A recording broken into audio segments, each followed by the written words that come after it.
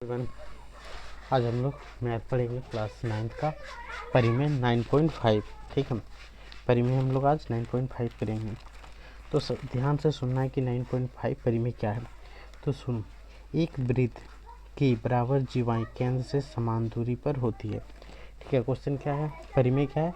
एक वृत्त की बराबर जीवाएं केंद्र से समान दूरी पर होती है। जीवाएं बराबर दिया हुआ है एक वृत्त में। ध्यान से सुनना कि एक वृत्त दिया हुआ है, ठीक है, जिसकी बराबर जीवाएं, ये जीवा और ये दो जीवा। जीवा क्या होती है वो पार्ट 1 में हो चुका है। मान लेते ये भी जीवा है और ये सी डी जीवा है। दो जीवा है, दोनों जीवाएं आपस में बराबर हैं और ये सेंटर पॉइंट है। हमारे पास क्या दिया है कि ए बी जीवा और सी डी जीवा दोनों बराबर है। सिद्ध करना है कि ये दोनों क्या होना चाहिए, एक दूसरे से समान दूरी पर, केंद्र से समान दूरी पर। यहाँ से हमें सिद्ध करना है कि इसकी दूरी ये और इसकी दूरी ये दोनों दूरी हमेशा बराबर होनी चाहिए। यही हमें सिद्ध करना है। तो मान लेते केंद्र ओ है। ठीक है, तो चलो यहाँ से हम लोग लिखते हैं पहले हेडलाइन कि केंद्र ओ वाला वृत्त में, केंद्र ओ वाला वृत्त में क्या है, जीवा ए बी बराबर सी डी है। इतना ही लिख देना है। केंद्र ओ वाले वृत्त में जीवा ए बी बराबर सी डी है। यहाँ लिखना है सिद्ध करना है, सिद्ध करना है। क्या सिद्ध करना है कि यहाँ देखो ओ, यहाँ पे मान लेते हैं एम, यहाँ होगा, यहाँ एन रेखा मान लेते हैं। ठीक है, यहाँ पे सिद्ध करना है कि दूरी ए बी तथा सी डी समान दूरी पर हो, समान दूरी पर हो, दूरी पर हो। यही हमें सिद्ध करना है। ठीक है, तो चलो यहाँ लिखेंगे रचना। रचना में क्या लिखेंगे, यहाँ से जो ये एक रेखा मिला है, ये रेखा हम लोग मानेंगे लंब। क्या बोलेंगे कि ओ एम लंब खींचा ए बी पर और ओ एन लंब खींचा सी डी पर।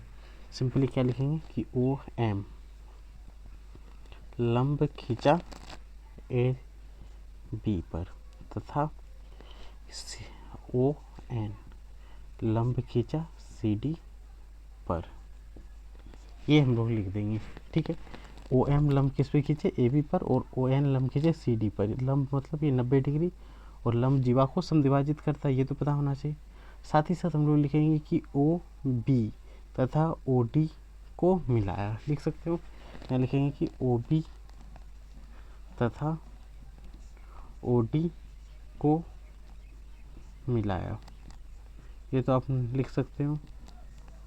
ठीक है, ये लिखने के बाद अब क्या हुआ कि अब हमें सिद्ध क्या करना है, बराबर दूरी। तो इन दोनों जीवा के बीच की दूरी तो यही है कि नहीं, कि एम ओ और ओ एन। तो यहाँ पे हम लोग लिख सकते हैं कि एम ओ बराबर ओ एन। यही हमें सिद्ध करना है। लिख सकते हैं कि नहीं, समान दूरी पर है, अर्थात एम ओ बराबर ओ एन। यही सिद्ध करना है। तो हमारे पास दो त्रिभुज है और सारोगन समपूर्ण है। तो यहाँ से हम लोग लिखते हैं प्रमाण। ठीक है, क्या लेंगे कि एम ओ बी, त्रिभुज एम ओ बी, ठीक है, तथा त्रिभुज यहाँ डी है, डी एन ओ, या तो लिख लेते हैं D O N, Don. Don त्रिभुज में ले रहे हैं। ठीक है, देख लो यहाँ एम बी ओ और इधर से है डी ओ एन, डॉन त्रिभुज। यही है। अब इन दोनों त्रिभुज में क्या मिल रहा है, तो आपको पता है कि जीवा बराबर है। ठीक है, जब भी जीवा पर लंब डालते हैं तो जीवा समद्विभाजित हो जाता है। यानी ये दोनों बराबर भाग में बट गया है। ये जितना बड़ा होगा वो इतना बड़ा, ये जितना बड़ा वो भी इतना बड़ा। यानी कि ये आधा तो ये भी आधा बराबर होगा कि नहीं। तो यहाँ पर हम लोग लिख सकते हैं कि एम बी बराबर डी एन, किससे, ओ एन लंब है, या तो हम लोग सिंपल क्या लिख दें, परिमेय 9.3 से लिख सकते हैं। 9.3 ही बोलता है कि जीवा पे डाला गया लंब जीवा को समद्विभाजित करता है। यानी ये जीवा तो हमारे पास पहले से बराबर दिया हुआ था और इस पर जैसे ही लंब डाला तो ये 2 भाग में बराबर बराबर बांट दिया, तो ये दोनों भी बराबर हिस्सा बराबर ही होगा, तो एम भी बराबर डी एन, ये बराबर हो गया। और ये देखो केंद्र से परिधि तक की दूरी को त्रिज्या बोलते हैं, ये भी केंद्र से परिधि तक की दूरी को त्रिज्या बोलेंगे। तो ये दोनों त्रिज्या है, तो त्रिज्या तो हमेशा बराबर होता है, ये तो हमें पता है।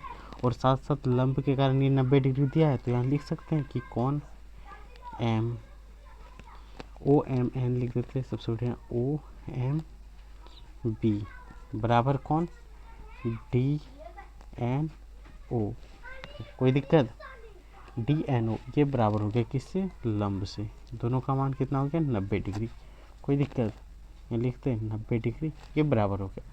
अब हमारे पास त्रिज्या बराबर है, क्या है कि इधर से है ओ बी और इधर से है ओ डी, ये बराबर है, इसलिए हम लोग क्या लिखें, इसलिए त्रिभुज एम ओ बी सारुगणसम होगा त्रिभुज डी ओ एन डॉट, किससे सारुगणसम होगा, एस ए एस से, या सिंपल लिख सकते हैं एस ए एस से, हो गया, कोई दिक्कत।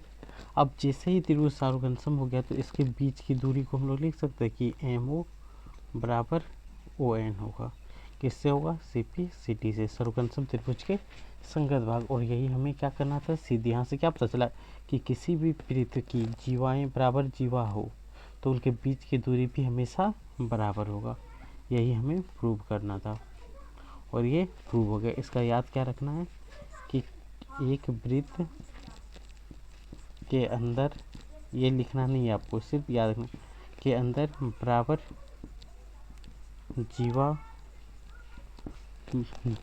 बराबर दूरी पे होता है, बराबर दूरी पे होता है, दूरी पर होता है, ये चीज़ आपको याद रख लेना है, ठीक है। और ये इतना में ही कंप्लीट हो गया, कितना छोटा परिमेय है। अगर समझ में आया तो लाइक और सब्सक्राइब जरूर करना है। अब हम लोग 9.6 थ्योरम शुरू करेंगे, ठीक है, नेक्स्ट क्लास में, इसमें नहीं।